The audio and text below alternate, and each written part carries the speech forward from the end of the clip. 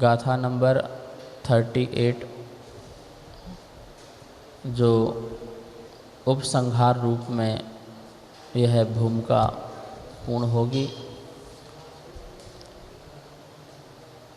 अहमेको खलु शुद्धो दंसननाणमयो सदारुवी न वियत्ति मज्ज किंचिवी अन्नम परमाणु में तंपी। बहुत सुंदर गाथा है कि अब तक जो जीव अन्न रूप अपने को मानता था, पद रूप या प्रभाव रूप, यहाँ पर सीधी बात चल रही है। अहम एक को खलु शुद्धो, अहम मैं एक को एक, मैं एक हूँ। खलु शुद्धो, मैं दो नहीं हूँ, मैं एक हूँ। शरीर मुझसे भिन्न है इसलिए मैं दो नहीं हूँ। घर परिवार आदि मेरे से भिन्न है इसलिए मैं दो नहीं हूँ। सबसे पहली बात, अपना निर्णय होना बहुत ज़रूरी है। देखिए, एक साधारण और एक असाधारण लक्षण होता है। साधारण लक्षण वह होता है जो सब में पाया जाए, और असाधारण लक्षण वह होता है जो मात्र उसी पदार्थ में या तत्व में पाया जाए, अन्य में ना पाया जाए। जैसे अचेतन जो है असाधारण लक्षण है पुद्गल का, मूर्तित्व का, कि जो पुद्गल में ही पाया जाएगा, अन्य में नहीं पाया जाएगा। लेकिन परिणमन होना, ठीक है ना, ज्ञान का विषय बनना, वो यह साधारण गुण अन्य में भी पाए जाते हैं। वस्तुत्व, द्रव्यत्व, प्रमेयत्व, ये सारे जो सामान्य गुण हैं, साधारण गुण हैं, जो अन्य में भी पाए जाएं, अन्य द्रव्य में भी पाए जाएं, वो साधारण हैं। जो मात्र स्पेशल उसी द्रव्य में पाया जाए, अन्य में ना पाया जाए, वो क्या है? असाधारण है। जैसे चेतन, तो चेतन वो आत्मा का असाधारण गुण है, वो सिर्फ जीव में ही पाया जाता है, अजीव में नहीं। तो अपनी लक्षण से अपनी पहचान कीजिए, और लक्षण जब पहचान करेंगे तो भैया मैं तो चेतन, और जो है वो भिन्न मेरे से अचेतन, शरीर आदि।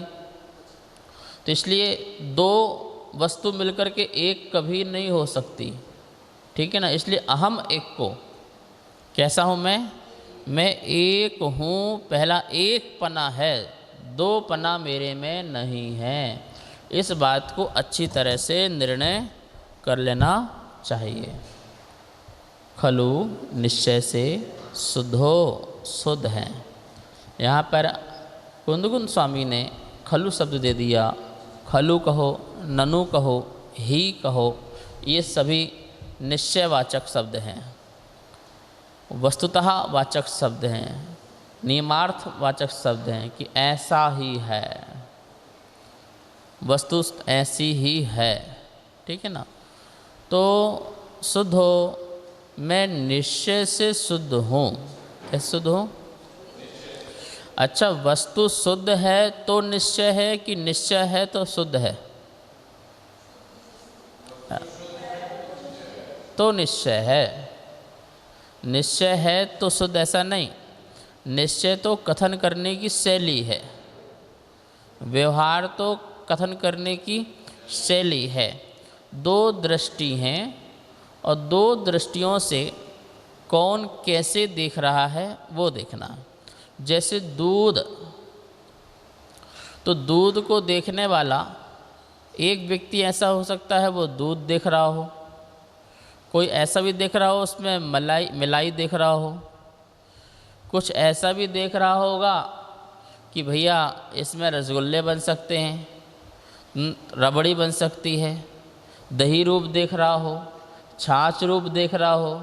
मतलब एक ही दूध में व्यवहार से वो क्या क्या उसमें योग्यता है वो देख रहा है, पर उसकी शुद्ध जो अवस्था है वो जो घी, तो एक व्यक्ति घी भी तो देख सकता है, कि जो घी है वो उसकी शुद्ध पर्याय है, तो ऐसा भिन्न भिन्न व्यक्ति खड़े हुए हैं, तो कौन किस दृष्टि से देख रहा है वो महत्वपूर्ण है, वस्तु वही है।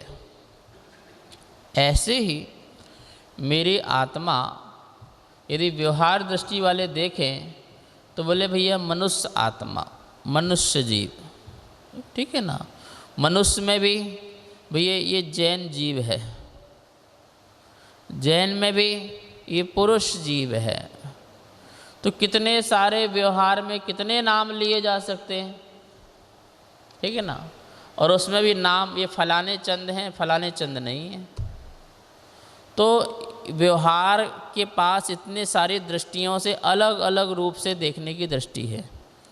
और एक व्यक्ति और खड़ा हुआ है, नहीं भाई ये मनुष्य नहीं, ये कोई स्त्री पुरुष नहीं, ये कोई बालक युवा वृद्ध नहीं, ये कोई मनुष्य पर्याय नहीं, ये तो मात्र एक चैतन्य जीव है जो जानता है, जो समझता है। ये अचेतन जो है ये समझते नहीं हैं, लेकिन ये चैतन्य वाला भाव है। अच्छा, व्यवहारी में इतनी सारी बातें कही थी। व्यवहारी दो द्रव्य को लगा करके बात करेगा। क्या लगा के बात करेगा? कितनी बातों को? दो द्रव्य को मिक्स करके एक बना के बात करेगा। कौन? व्यवहार। नहीं, कैसा करेगा? जैसे हमको मनुष्य बोल दिया तो आत्मा और शरीर एक हो गया ना, तो हमको दो द्रव्य मिला के एक बात किए ना, तो वो कौन सा हो गया? व्यवहार। नहीं, तो एक व्यवहारी व्यक्ति खड़ा हुआ है, वो दो द्रव्य को मिलकर के एक बात कह रहा है। और एक निश्चय वाला व्यक्ति खड़ा हुआ है, वो शरीर नहीं देख रहा, वो तो ये देख रहा है कि जानने देखने वाला जीव है, तो उसने चेतन की दृष्टि से एक द्रव्य में एक ही बात करे। वो कौन?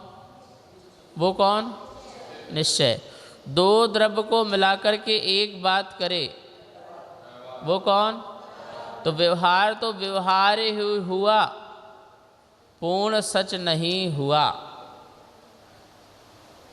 असत्य ही है, लेकिन डायरेक्ट नहीं समझने के कारण हमें इनडायरेक्ट समझने के लिए व्यवहार भी हमारे लिए बहुत महत्वपूर्ण स्थान रखता है।